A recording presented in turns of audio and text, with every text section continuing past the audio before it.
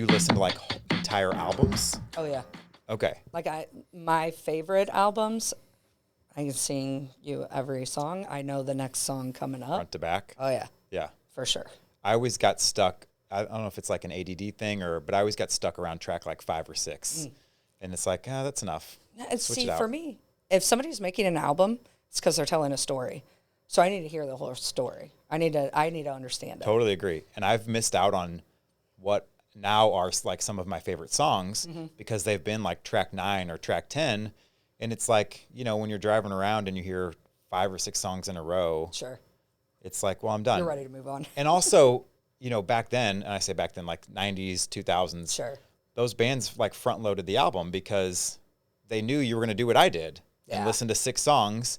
And so typically the better songs are like tracks 1 through 6. Yeah. You get some gems in the back end, but Sure. What's a favorite album like all the way through of yours? Do you have a favorite like no skips album? Yeah. One, his Appetite for Destruction. Okay. Well, GNR. Yeah, I'm a huge GNR fan. Okay. What songs are on that album? I don't know. So you've got, of course, I cannot come up with the names off the top of my head, but Mr. Brownstone is on there. Okay. Lovely song about heroin. Correct. Okay. Being 9 and rocking out, not even knowing.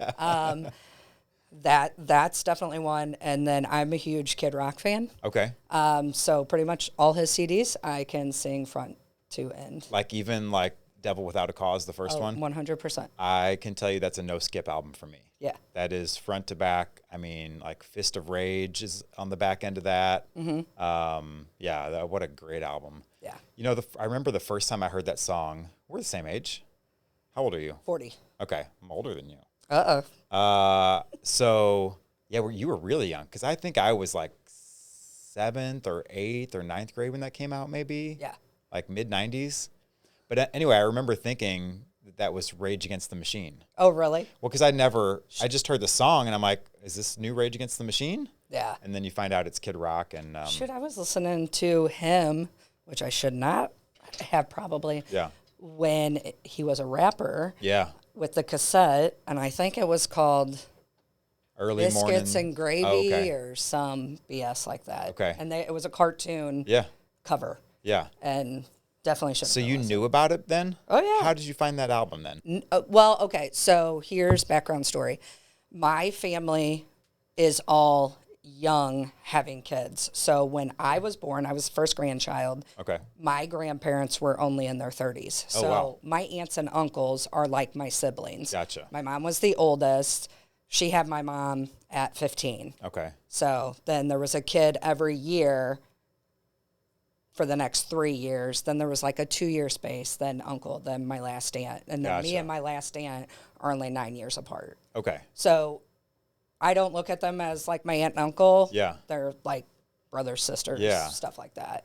Did they give you any did they influence you Oh, as yeah. far as like your career, like as No. where you are now? No. Any people in medical or anything? No, I was the complete black sheep Okay. of life. Okay. I was rolling back to school, was not good at school, which in my family, that was normal. Okay, you're going to get out. You're going to go to a warehouse job. Life is good. You don't have to be smart. Yeah. You're good.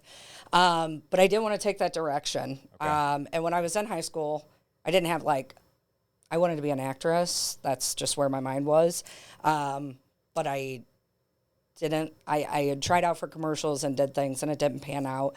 So I knew after high school, I had to kind of figure something out. Well, you mentioned like you were a beauty pageant kid. Yes. So that was in there with like auditioning for commercials and stuff. Yeah. Could you have been on that show? Whatever. That's Moms and Tiaras or Tiaras and something. Yeah, Toddlers and Tiaras is one of them. No, I don't think my mom was that cutthroat. Okay, I good. think we were more like local town. I think one year I got runner-up, so I thought it was the coolest thing. Yeah, that it I is. was in the parade for 4th of July in the back of a Corvette. Yeah. No tiara on, but you know. Yeah. Let's see the wave. Can you do the wave? No, that's totally not my style. I was a town boy though so I think I did that for my mom. She liked the bows and the ruffles and whatever. I I liked making people laugh and acting a fool. That's Okay. been, to this day, I still do the same thing. Yeah. So when I graduated high school and I told my family, I'm going to go into medical, they're like, what? What? And it was so natural for me. Huh. Nothing scares me about it. Nothing's off limits. I can see the most gruesome thing. I love it all. Yeah, I am the opposite. I can't even watch that stuff on TV. Now, the only exception is if it's like a campy horror movie or something where it's like obviously fake, Sure. over the top, I can do that. But if it's like, I can't watch ER. I can't watch horror movies. Oh, really? That gory. Yeah.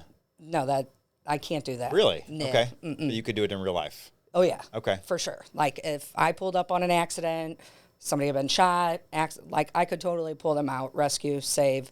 Totally would not. Yeah. It wouldn't bother me one bit. Is that like the adrenaline that gets going that? I guess so. I mean, even as a kid, though, I was very much like that. I mean, I didn't know I'd go into medical, but I was very much always wanted to help, protect, save, which is probably where it got me to where I am in life. Yeah, definitely. You asked if my family had influence of that. I would say my mom had the most influence. Okay. Just who she was. Took everybody in. Mm-hmm. She did not judge anybody. She was very open. I can remember as a kid, people would be getting out of prison. They'd be sleeping on our couch until they got on their feet. I never thought twice of it. Yeah. I don't judge anybody for their walk of life. Yeah. Because we've all been at some point at a different walk of life. Yeah. Well, so that does lend itself to medical and wanting to help people and stuff. Yeah. What was your first job in the medical field? How'd you get started? So my first job, and kind of, I don't want to say my only job, because after that I kind of bounced around, but I saw, when I was in medical assisting school, I saw a post in Craigslist. Yes, we're going back. Yeah. And I called for an interview. I went and I interviewed. Funny story to that. First of all, let's talk about what Craigslist is, because I think most of the viewers won't know. I mean, if you click on a post in Craigslist and you show up, like, you could get murdered. You 100%. Yeah. So Craigslist was like this want ads, basically. It was like the back page of a newspaper. Yeah. But online, and you could. It was definitely Creepville. Yeah, and you could do people would sell things on there. People would, things we don't want to talk about. Nefarious things. But jobs were on there. Yes. Like job postings were on there. For real. Because they didn't have Indeed. They didn't have Glassdoor. Some of the other things that they have now. And this is probably pre-Facebook. Only MySpace was around. Yeah. And you're not getting a job on MySpace. No, because MySpace was like, you list who you hate, your favorite friends are at the top, the other, you were listening. I think that would be cool now, because you need to let people know where they stand. I think it tried to come back a couple of years ago. Oh, really? I'm not sure what happened. Yeah, no, that was that time. Yeah. Okay, so you have an ad on Craigslist. Yes. I find an ad. Is anyone like, don't go to this? No, because it was like so natural. So I show up. It's a doctor's office over in St. Charles County, and actually it was some of the most up and coming doctors, great doctors at the time. Did not know that when I went in there. Yeah. I just knew I wanted to land a job before I went into my internship. Okay. The lady at the front desk was actually one of my best girlfriends from childhood school, her mom. Oh, cool. So I was like, and you didn't know that when you... No, not when I went there. Yeah. So when I went for my interview, I went in jeans and a nice shirt. Mm-hmm. I thought that was fine. Yeah. Like, I'm 18, 19, who cares? Yeah. The lady almost did not hire me because of that. So my friend's mom vouched for me and was like, no, she's a good kid. She comes from a good family. You want this girl here. Yeah. And I am still friends with the lady that hired me, and we talk about that story all the time. Funny. She was leaving to go on maternity leave, but she hired me anyways. Well, it just goes to show you. It's like, it's that first impression, right? Yeah. And it's not like you were trying to do anything like disrespectful or whatever. You're 18 years old. Yeah, I didn't know any better. Yeah. Like, I didn't come with a resume. Yeah. None of that stuff. Yeah. Just clearly showed up. Got hired on there, and medical assisting was so different than it is today. You go into an office now and you have your medical assistants. They're dedicated to one doctor, and they're only rooming patients, maybe doing blood pressure, filling in the charts. I was going to say medical assistant is like, doing blood pressure, Yeah. kind of checking you in. Yeah. Okay. Back then, I worked all the doctors. So I had 4 doctors and a PA, which is physician assistant, Right. that I worked for. I did all the phones, all the pharmacy calls, all the referrals, all the callbacks on labs. I mean, You're working. yes. And we did everything in-house. We drew the blood. We did the EKGs. The only thing that we sent out was ultrasounds, MRIs to the big places. Otherwise, spirometries, light surgeries. We're all doing this in office. Okay. So I got to learn. I was going to say, you're getting a ton of experience. Oh my gosh, from the best. And I knew even in that time, I loved the skin stuff. I love going in, cutting, pulling stuff out.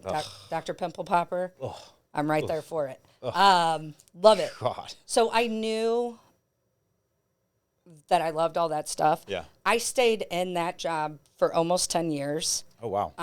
I knew I wasn't going to be moved to a higher position because all of the women that were in that office have been there since they were 20. So the managers, they're there. Yeah. They're going nowhere. I was going to stay where I was at. Yeah. So I made the decision to decide to go back to school. I didn't exactly know what school I wanted to go to. So I toured about 12 different types of school. Surgery, nursing school. I don't even know the list anymore. Yeah, like all the specialties. Yes. Like you're just, let's check out everything. And I didn't know anything about aesthetics, but I saw an ad for it, and I walked into the school, and I just knew. I knew in my gut it felt so natural. I was like, I can take what I do with medical, and I can apply it to this aesthetics. Like, I knew right then and there. And tell us what aesthetics is and how you spell it. So I don't have a piece of paper in front of me. So aesthetics, the way I spell it is ESTHETICS. Yeah, and I was spelling it with an A. And they do. Yeah. Some people will, if they have it in their business, they might do it with the A because it looks nicer. Fancy. There's no other meaning. It's the same thing. Oh, okay. Same thing across the board. I didn't like the A. Okay. So I dropped it. Hey, thanks for watching this episode of the Local 636 podcast. Make sure you hit that subscribe button and turn on your notifications bell so you get notified when all the newest episodes come out. Also, be sure to follow us on socials. Our Facebook and Instagram is local.636. And go to local636.com to pick up all your St. Charles gear, like this beautiful Katy Trail shirt. We've got hats, t-shirts, sweatshirts, and much more, all at local636.com. Tell me what aesthetics is, because like I think people know that word, and I know that word is like, it's like a certain look, right? When Correct. you're talking about a venue or a house, it's got a certain aesthetic, it's got a certain vibe. Yes. But obviously, we're talking about medical. It means I'm an esthetician. esthetician. So Okay. I do. Oh, I've heard that word. Yeah. Yeah. So I do everything skincare. Okay. Obviously, there's limits that I can go up to with my license. Certain levels of chemical peels. Okay. I can only go up to a certain percentage, and then it falls over to doctor, nurse, Gotcha. things of that nature. In other words, like is it more cosmetic? More cosmetic, Yeah. yes. When it gets into that thing of like this is medical, has to go somewhere else. Yes and no. Okay. I definitely am a trailblazer, a pioneer, I like to call myself, because I will toe the line as far as I possibly can. So when I first started out as an esthetician, very basic. Your basic facials, your basic fluffy stuff. Yeah. I don't do any fluffy Yeah. in my business It didn't look anymore. like that when I was there the other day. It looked like it was very, very medical. Right. Yeah. I have found my niche, per se. I love scar revision. I love taking complex skin issues. So if somebody has extremely bad acne and they think that their only choice is to go to the dermatologist, get on Accutane, do those things, I have other options. Other options that are non-invasive. You're not putting any chemicals. And we explore that way before you have to go the other route. Not that there isn't a reason for it, Sure. because there's a reason for everything. In my clinic, I try to stay as natural as possible. So you're not going to come to my clinic and get Botox and fillers.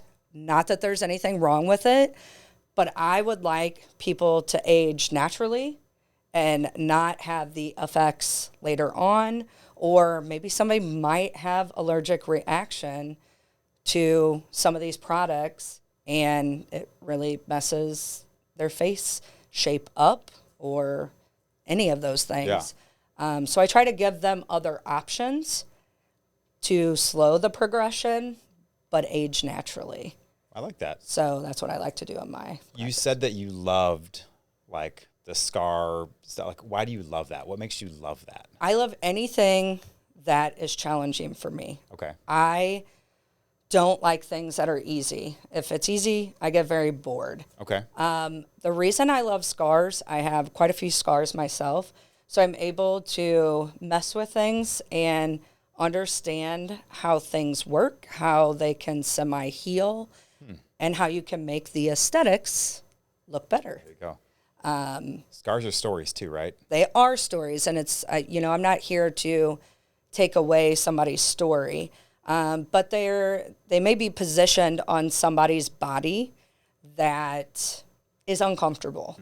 I have one on my knee, so when I wear dresses or I'm, in weddings or things like that, it embarrasses me. Nobody else would notice it. Yeah. But I know it's there and it bothers me. Yeah. So I'd like to, I've been trying to camouflage my own leg, just so that nobody else can see it, even though I know it's there. Yeah. You're not removing my story. I know why I got it. Yeah. But then nobody's visibly seeing it. Isn't that funny? We're so much harder on ourselves and yeah. our appearance. I mean, we were talking about that a little bit with the way we sound and stuff. But, Yeah. I'm coming to you for tattoo removal, which we will talk about. But Yeah. everyone that sees this is like, oh, it's okay. I'm like, well, it's okay. It's on my body. Yeah. I don't like it. I don't like the way it looks. I want it gone. But we're Right. so much harder on ourselves when it comes to those things. But And that is another thing within my clinic too, that I try to preach about self-love and self-care and loving who you are. Yeah. That's a big thing, especially when I have people that come to me that feel like they've tried everything and nothing else works. So it feels like the greatest thing when I get a review that's like, nobody else listened, nobody else cared, she did. yeah, that's cool. So I take huge pride in my clinic. I love it. Let's talk about so I was there the other day to do some tattoo removal, but you've got a ton of other stuff going Yes. on there. You have 3 or 4 different rooms. You've got a sauna, you've got a foot bath, you've got different kinds of lasers. I mean, it's like, it looks cool. It looks all like, not high tech, but I mean, the stuff in there, the rooms kind of look cool. Tell me about some of the other things that you do. Like, So I've recently added on, I am now a paramedical tattoo artist. So what does that mean? Most people know it as permanent makeup. Okay. So the eyebrows, your lips, eyeliner. I don't do anything with that. My main focus is on scar revision, burns, vitiligo, and nipples. and nipples, yes, for mastectomy. I think that's fascinating. I mean, because that's kind of how we were introduced. You were like, this is what I do. And I was like, I didn't even know this world. Manny's cracking up. We're going to talk about boobs, okay? We're going to talk about boobs and nipples. It's a world that, as a male and with no one in my family having experienced breast cancer or having had a mastectomy, Right. I didn't know that was a thing. But it's not just for females. Okay. Males do get breast cancer too. Okay. And so could you imagine, I mean, you're a person that like works out and takes care of yourself. Could you imagine if that was just flat, white, nothing there? Right. It almost makes you feel like a person to have your areola nipple, like it's just a part of your body. Yeah. So like when you you feel like lose a that- Ken doll or something, or Right. yeah. So that was a big passion for me, especially coming from the medical world. I know how limited healthcare can be with insurance or getting treatments done. So I wanted to make sure that I offered something for somebody coming out of that type of recovery. Yeah. So so someone that has had a mastectomy and then gets, whether they get implants or not, I guess. Yeah. You will tattoo a nipple back on them. Yes. I mean, that's... And it's 3D. So it looks truly, it doesn't look like, most people are like, oh, a tattoo. Like, oh, it just looks like it. No, Yeah. It totally looks 3D. the way that you shade it and yeah. Yeah. And so that's like my only artistic thing Yeah. when it comes to the paramedical. And reason I chose to also stay medical is I'm not a person that likes to color inside the lines. So when I'm filling in a scar, I can go a little outside the lines. Yeah. And it's also a complicated technique. Scars. I would guess. Yeah, scars don't always respond well. Yeah. And so having a bit of the medical background, I know what the skin is doing, why it's getting red, or those type of things, and how to help them. I do have a medical director on staff, so if something major or emergent happens, I can call her, prescriptions taken care of. Yeah. Life is good. Yeah. But that's got to really, I mean, you talk about helping people. I mean, that's got to be up there with just making someone, hopefully I'll never know what that's like, right? Yeah. But I imagine if you're a woman and you have your breasts removed, that's got to just be... Yeah, it just totally... I can't even... And myself, I can't imagine because I have not been through something like that. But I'm a servant's heart. So Yeah. I want to, if I could save the world, I would do it. Sure. Trust me, but I can't. Yeah. So I'm just working with the things that I have. You can give back one nipple at a time. That's right. I don't mean to make light. It No, is I just, know. it is kind of, it's not funny is the wrong word. It's just it's such a foreign, I think, topic to me that it's... It is. And it's, and speaking of that, it's like taboo. So for me to go on social media and Yeah. be like, this is what I do. Well, I mean, most of the time they'll censor it out. I can't even put it up there. So, people aren't even going true. to be able to see. I mean, you can go on there and say, hey, this is medical tattoo, don't take down. But that doesn't mean it's always going to, everybody's going to see Or it. someone's going to flag it or something. Yeah. Interesting. So that's kind of has been a little bit of the harder thing, trying to get over the hump to get out there what it is that I do. Yeah. The other thing that I do in there is laser tattoo removal. Not only does it do laser tattoo removal, I can do skin rejuvenation with that. So people who are struggling with sunspots and dyspigmented skin, cherry angiomas, broken blood vessels, all these things are what my laser can do to help to correct those. Can we say laser? Like we'll throw back to Austin Powers, the laser. So what happens? I've been through it. What's actually happening when the laser is, hitting the tattoo? What's going on? So me, the person that's lasering, I'm not actually removing that color. So some people get it done, and we've talked about this. It gets really frosted. That's the gases underneath the skin coming up to the surface, breaking up the ink. It goes away in about 20, 30 minutes, and then what's revealed. What is actually going on inside the skin is kind of think about a tattoo like a boulder. So we're starting at a boulder, the laser hits it, we take it down to a stone, Okay. then to a pebble, then to a rock, pebble, Yeah. sand. Yeah. And that way your cells, your white cells that help your body, can go eat it away and push it out through your lymphatic system.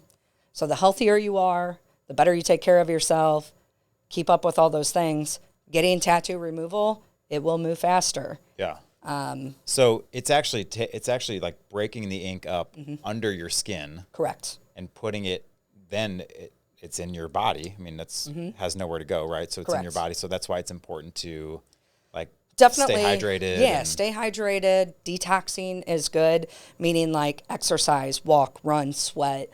This is going to come out through your sweat and urination. Yeah. Okay. And that's how you dissolve your tattooing. Yeah, and I can tell you it's working because it's not painful just like sitting here, but it is to the touch. It's a little tender. It is tender. And this was 2 days ago, so Okay. I mean something must have happened, right? Have you hit the itchy point? It has not itched yet. No. Okay.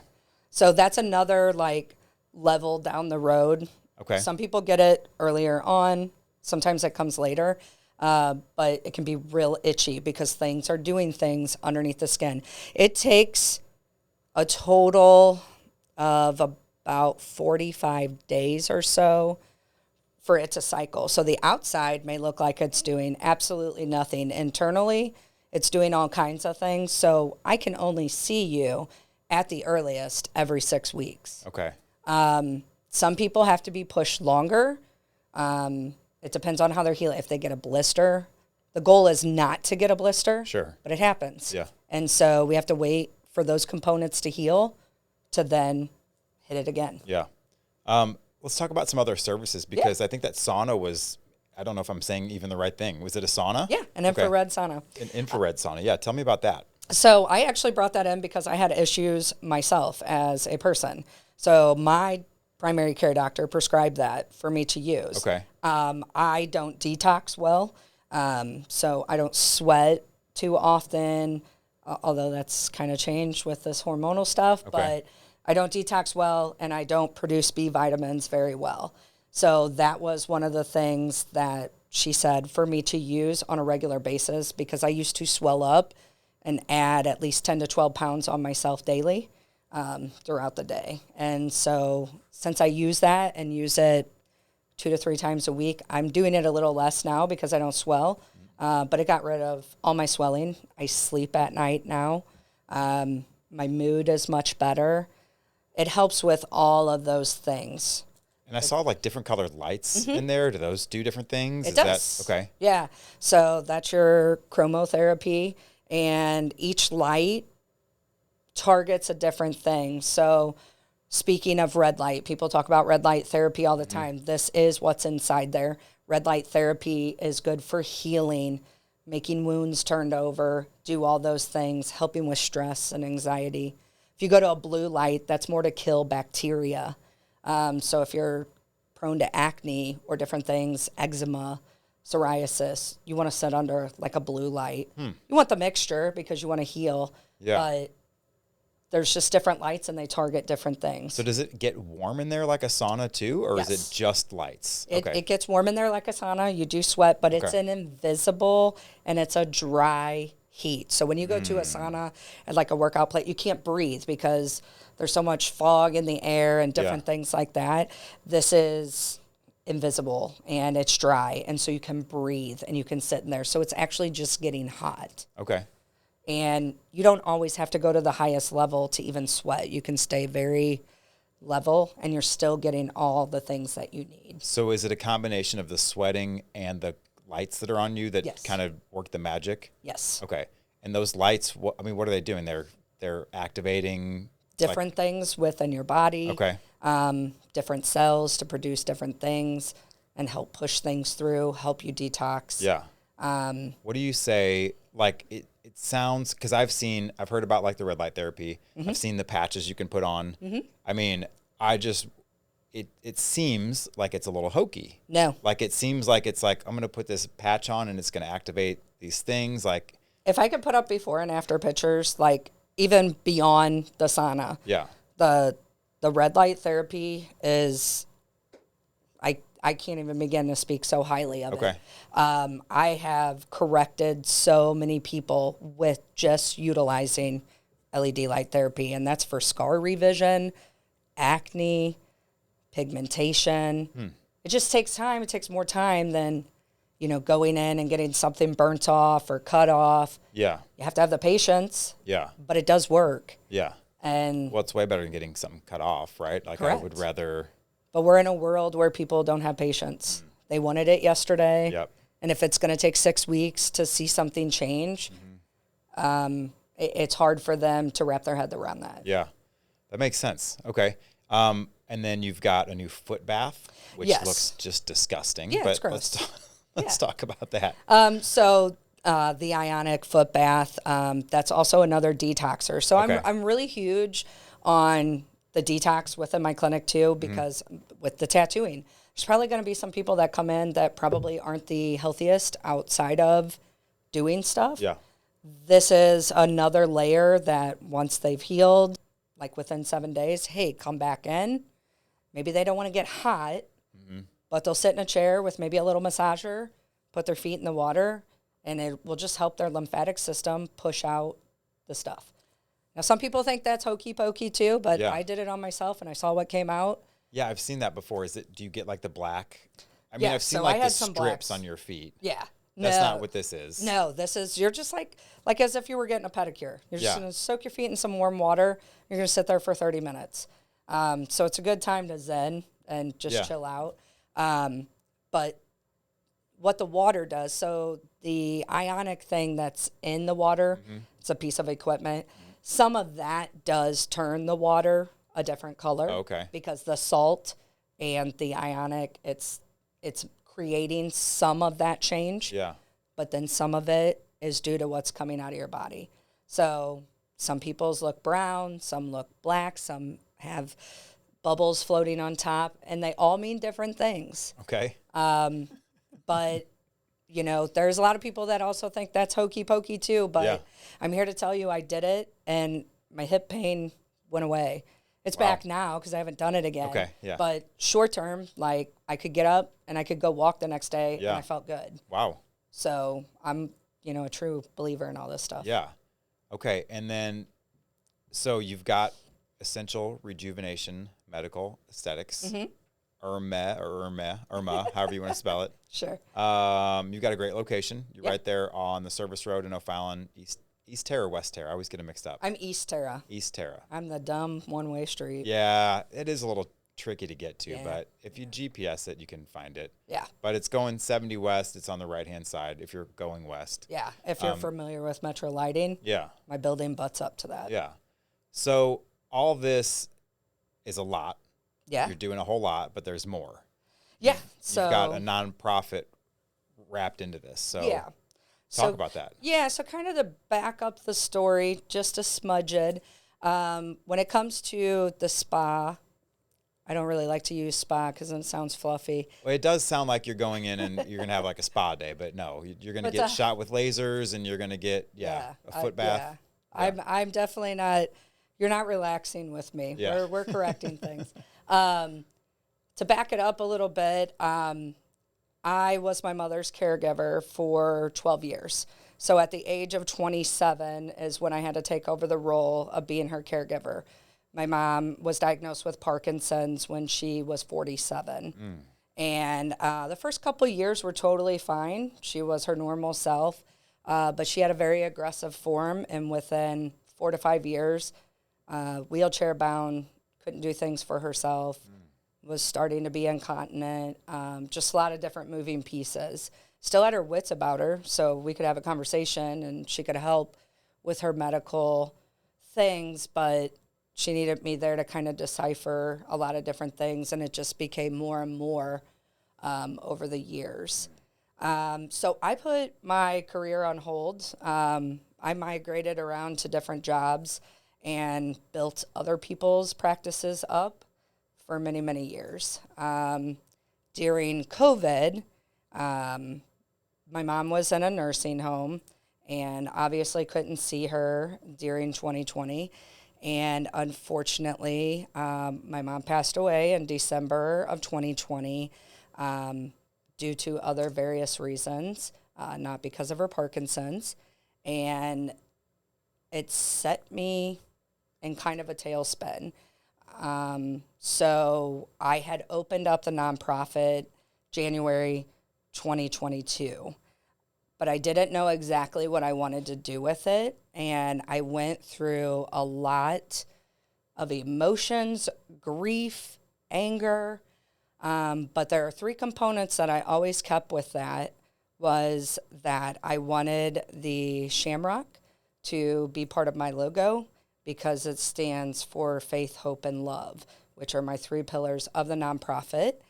And once I started getting my paramedical tattoo license and I knew I was going to get the laser back into my practice, it was like a light bulb went off in my sleep. And I was like, wait a second here. I can so merge both of these together. Yeah. So Ellie's Hope is what my nonprofit is called. My mom was Ellie. If you see my logo, the Ellie component of that is my mom's handwriting. Oh, cool. And then we have the tulip on the end, which is for Parkinson's. Okay. The shamrock, which is for, and it's not the 4-leaf, 3-leaf. Yeah. It's not a 3-leaf clover. It's a shamrock. And then we have our 2 colors, green and pink. And if you come into my clinic, it is all green in there. It is. Very soothing, very relaxing. Yeah. Even though I'm not doing relaxing things, I need a counteract. I felt very calm when you were hammering my tattoo. And so I am marrying my business with the nonprofit. So what does that mean? With my paramedical tattooing, so anybody who has come out of domestic abuse, cancers, surgeries, accidents, the list goes on. And maybe you're out of the time where insurance is covering things, or maybe you just don't have that money. But there are scars, there are different things that you want either camouflaged or you want the nipples back, then the nonprofit is going to take care of paying for that. That is very cool. On the laser side of things, which is a very deep subject to get on, but obviously we know. Yeah, we've talked a little bit about this. I don't know if I'm prepared to go into it. Yeah, I'll go as far as anybody wants to go. So as we know, and it's been around for a long time, but trafficking is on the rise with children, adults, all of it. But the one thing that people don't realize is that they get branded. And there's different forms of branding. So the paramedical tattoo might do one side because some forms of the branding are actually digging out skin. Some is actually, using kind of like a brand? A brand. Like an iron, hot iron or something? And some of it is the tattooing. For whatever reasons, various different reasons, some may be who they were traded by. The list can go on into a really ugly place. Sure. But we want to make sure that if you're coming out of gang violence, trafficking, or even veterans, maybe that have some tattoos or branding that they don't want to keep, we're removing at no charge for those. Yeah, that's amazing. And how do you get connected how do those people get connected with you? How do you find those people? So this has kind of been a little bit of a hard road. So my first job, when I talked about at the laser tattoo removal place right after school, I had my first client there that was from trafficking. She had just put her accuser behind bars. She was branded 32 times. So she explained to me a little bit about what was going on. So as I've now came into my own with this, with the nonprofit, the way I'm trying to connect with people is advocates that are helping these people, other nonprofits that are rescuing, and then obviously your prosecuting attorneys, your detectives, your PDs, and people like the Child Advocacy Center, they're dealing with some of this as well. Yeah. And so just trying to network and connect so they know who I am. Because it's not something I can go on social media and say, hey, I'm looking for this person. It just doesn't work like that, Yeah, and I would imagine that people that are in that situation or families of people in that situation may not want to say, oh, here I am. Yeah, there's probably a lot there, and they probably just don't want to talk to anyone, Correct. I would imagine. So it's really cool that you do that. Very cool. Another big taboo, especially going into the paramedical tattooing, is former cutters. A lot of people do not like to wear short sleeve shirts because of that, or maybe even shorts. So that is something we're taking care of. Interesting. Also former heroin addicts. Because they also don't want to, they maybe change their life around and want to go into the workforce and they're embarrassed. And then we bring it full circle back to Mr. Brownstone. Why don't you look in, is that camera hers? Yeah. Yes. Give your info, like your phone number, your address, email. How can people get in touch with you? Okay. My phone number is 636-439-9380, and that is both for the nonprofit and for the clinic. My website for the clinic is ESSREJMED2023.com. And Ellie's Hope, the nonprofit, is ellieshope.org. And both are at the same location, which is 1055 East Terra Lane, O'Fallon, Missouri, 63366. You're a natural. Thank you so much for stopping by, and can't wait to update everyone on the process here. Awesome. Thanks.